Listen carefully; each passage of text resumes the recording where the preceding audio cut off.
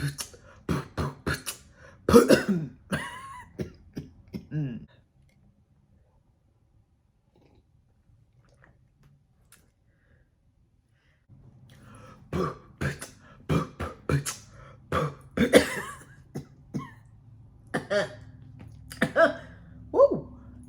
Ooh. Okay. All right. So apparently beatboxing is not my talent. Guess I should cross that off the list.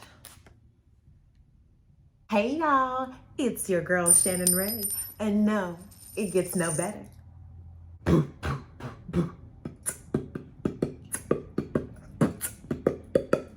That's better, right?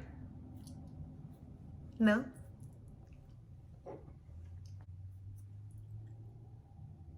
Welcome back to my channel, y'all. I'm excited to be here. It's a brand new week. We have a brand new subject, and I can't wait to dive in with you. If you are new here, let me extend to you my sincerest salutations. We gather together as friends to discuss life and love and relationships and the culture vultures. We talk about it all. Nothing's off limits. But we do activate this place as a safe space, one for you and for me. So I am happy to have you here. If you enjoyed this video, be sure to hit that like and subscribe. And if you're really feeling some type of way, you can ring my bell. Is that sexual? Are they talking about sex? Are they talking about sex? Because I don't mean it like that. I'm a okay, woman of faith, I'm a, you know what I'm saying, married somebody's wife out here. So I'm not trying to put out the wrong thing. I'm not trying to, talk about, like that. I don't mean to talk about that. Let's just jump into today's topic, shall we? Today, I want to talk about a topic that I don't feel like we tackle nearly enough. And I was inspired by Insecure, the show. Now don't judge me. So I like the show, and I'm genuinely a fan of Issa Rae and Yvonne Orji. However, I did not keep up with it after about season 1. I was busy. I was a grad student. I worked a very non-traditional, non-9-to-5 type of job. I was in events, so I was all over the place. I was traveling a lot, really having to keep up with my life. Don't judge me. And also don't try to pull that whole taking your black card thing. You can't take my black card, okay? I am the people. But while we're here, I do have a confession. I know how to play spades in theory. Hold on. And I really feel like we should normalize not being able to play spades and not throwing people out of your family. Your family.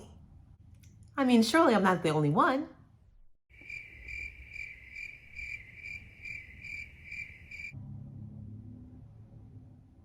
I'm sensing some tension. Did we just break up? No, come on, not me. Bygones. You're not gonna find another friend like me. I'm gonna edit that out. I don't need these problems. We're better than this, okay? We're better than this. This is a safe space. We are better. Let's focus. So I had a chance to catch up on the show when I was getting my hair done a while back. And I was just really fascinated by the progression, the deterioration of the friendship between Molly and Issa. It blew me. And I remember well seeing social media posts about people being either Team Molly or Team Issa. But what it really made me realize was how easy it is to pick a side, to choose a villain or a hero based on what we've gone through or what our perception is, not even being a part of what's going on. We're just outsiders looking in. And I know these are fictional characters, but I wanted to talk about it today because I think this happens in our relationships all the time. These subtle hurts, these offenses lead to overt feelings of disrespect. And then we start giving out what we feel like we are getting, and we're just going at each other in either this passive aggressive manner, or we're having full blown, nearly knockout fights in public because we haven't addressed something that happened 2 years ago. And I really want to think about why that is and how we can keep that from happening so that we're able to save relationships that actually matter or walk away from them in a way that doesn't have to do more damage and damage the people that are around us in the process. Just real quick, and I'm not trying to live in the past, but we're good, right, about the spades thing. You're right. let's just let's just move on. Okay? Just move forward together as friends. One of the cornerstones of a healthy relationship of any kind is open, honest communication. And I know that we know this. I know that we hear this over and over again, but I don't know if we realize how much of a skill communication really is and how from person to person you have to learn new things, new tactics, new strategies in order to get what your needs are met, in order to understand what that other person needs from you.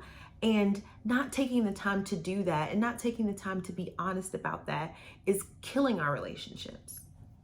In that same regard, how many times have you felt offended by something that your friend said, some joke they made in public, some secret they revealed that really made you feel some type of way?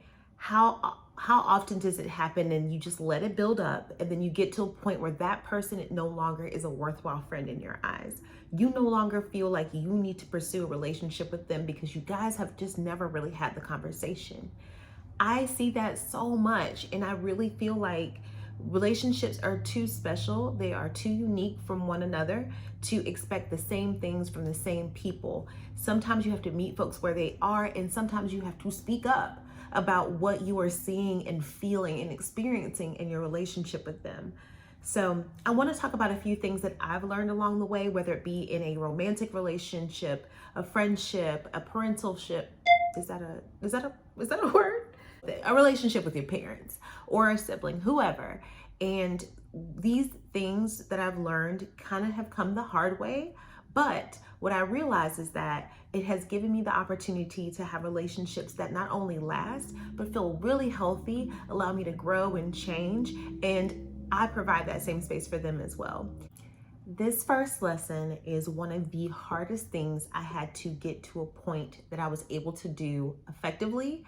And to be quite honest with you, I am still working through how to use it in all aspects of my life, how to use it at work, how to use it in marriage, how to use it everywhere. Because like I said, different people require different communication skills and different approaches. And being able to kind of step into this is not something that was natural for me. You can't address what you don't confront. Confrontation was hard for me growing up. I did not want to lose friends. I didn't want to come off as mean. I knew I had a tendency when I would get really upset to say things that were kind of mean and that I would want to take back later, but you can't take it back after you said it. So I would avoid confrontation because I really didn't have the skills to be able to speak up in the moment about something that I wasn't enjoying or liking or appreciating. And instead it would build up and then spill out over the most minute thing and cause all of this wreckage in its path. Coming into my older years and coming into relationships that I knew were a safe space for me allowed me to be able to speak more about what my needs were and what I need to see in another person, how I wanted to be addressed. My love language is actually words of affirmation. So being able to correct me and critique me is absolutely fine. It's just the way you do it. And so making sure that I was clear about those things, making sure that I would speak up for myself and allow that person to do the same when they were seeing some things in me, really put me in a place to have relationships that felt like we had the opportunity to see these things grow like we never did before. But again, you can't address what you can't confront. So if there is something that is happening in your relationship and you're not telling that person, they will keep doing it because they don't know. And you owe it to them to tell them what they are doing wrong so they have the opportunity to correct it. And you owe it to yourself to speak up for yourself so that you can put yourself in a position to have an experience that you want and to have the relationships that you deserve. Accept responsibility for your actions. Child, for some of y'all out here, this one is a doozy. Accepting responsibility does not mean that you agree with their response to whatever it is that you did. It does not mean that you agree with their perception of what your intention was. It simply means that you hear them, you hear how that thing made them feel, and if you are wrong, you can course correct. And if you feel like their perception was wrong, you can explain. There are opportunities for you to move through things that are awkward or leave you with a bad taste in your mouth and still have a really strong, wonderful relationship. I fully believe that we should start teaching students, like kids, about gaslighting and manipulation in elementary school, because this next one is important. Apologies matter, but not just any old apology like I'm sorry, you're sorry. I'm sorry you can't cook. I'm sorry your boo got a boo. It ain't you.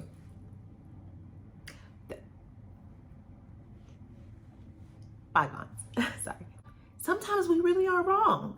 Sometimes we really aren't. But there are opportunities for you to show how much that person means to you by being able to simply apologize.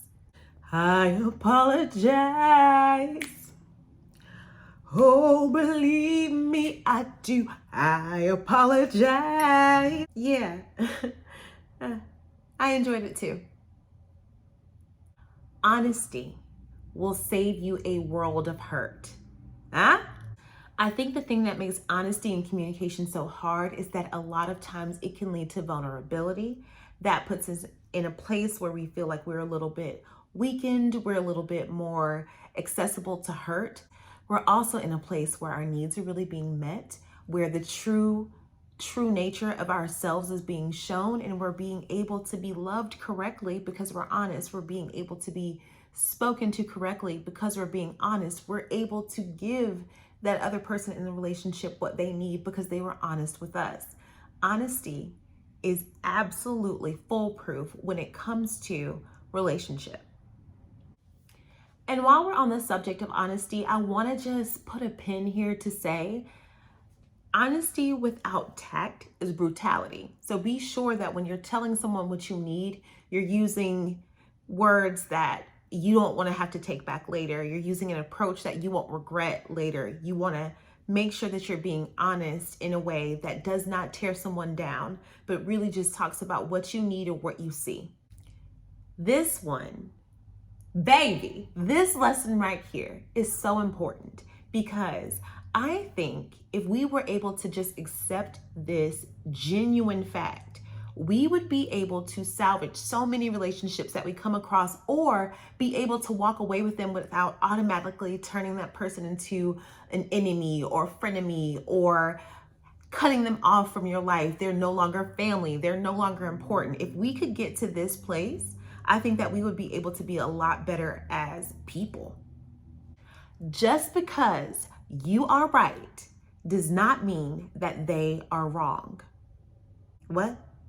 Perception and intention do not always match up based on someone else's triggers, experiences, culture. All these different things can go into play into how someone treats you, approaches you, communicates with you. Just the same is true when we look at how we receive information, what we feel from the situation, how we take how someone said something, what a phrase means in our own cultures, in our own triggers. We see the world very often not as it is, but as we are. We react to information and to actions that we received without kind of taking that extra step to be sure, to get some clarity, to kind of get their take on things, get outside perspectives, because sometimes that's really helpful. And so I just want us to get into a place where we can understand that just because we're right, based on our feelings, our perception, our experience, our knowledge, we stand right in something. That doesn't mean that this person is wrong, that their perception is wrong. It is their experience. You could have something totally different from the same scenario. It really just depends on where you're coming from. When I was younger, I had a friend who I loved so much and who honestly I still love. Our relationship has changed and things have happened. We've gone our own separate ways, but I really genuinely feel no negativity on my side and genuinely don't feel like I receive any on the other side as well. But in the breakdown of our relationship, there are so many things that I wish I would have asked more questions around, would have gotten more clarity on, instead of just feeling what I felt, standing in what I felt like was my rightness, and letting pride get in the way of potentially salvaging that relationship. We didn't see eye to eye on a situation that occurred. We didn't think the same about how we should have handled or navigated that situation. And because of that, this friendship that I had had for like a decade ended. And it felt like in the blink of an eye. But when I look back on it with maturity, when I look back on it with a different perspective, I realized that there were absolutely signs that I had offended her and that I didn't address it. In that moment, I really didn't understand what I had done wrong. And instead of getting more clarity, instead of thinking things through, I just went on the defense and decided to stand in the fact that because I was right, she was wrong. But she wasn't. She was also right. She also had every right to feel how she felt, to be experiencing things in the way that she wanted to react how she felt was appropriate for her. And instead of coming to her and talking with her about those things, instead of even having the notion that we could both be right about how we were feeling, talk things out, work things out, and move forward, a relationship just died. And I learned so much from that. And I learned so much about how to treat people going forward, how to have tough conversations going forward, because I never wanted to feel that way again. The biggest lesson I got of all is that the goal in communication is not to win, it's to understand. Healthy communication is the key to so many things: your own healing, longevity in relationships, building trust, moving forward in a way that puts you in a healthier place, a happier place down the road. So let's treat each other better. Let's try harder. Let's put a little effort into the relationships we say matter so much to us. I see people use my forever boo and then have a new one the next year, and the year after that, and the year after that one. And to each his own. That's your business. But if we really want something, we've got to work for it. If we really want these relationships with our mothers to be true and to be strong, we've got to be honest about our experience. If we have issues with our dads, we've got to be honest about that experience and allow them the opportunity to let us know what they're going through, what their perspective is, what their vantage point is. If you want these things in your life, you've got to put in a little effort, a little more work to really get to communicating in a way that's healthy. So let's be good to each other, y'all. Let's have real conversations. Let's put the work in. Also, real quick, like, comment, and subscribe. It's basically self-care, okay? I'm rooting for you, and I will see you on Monday. Bye, y'all.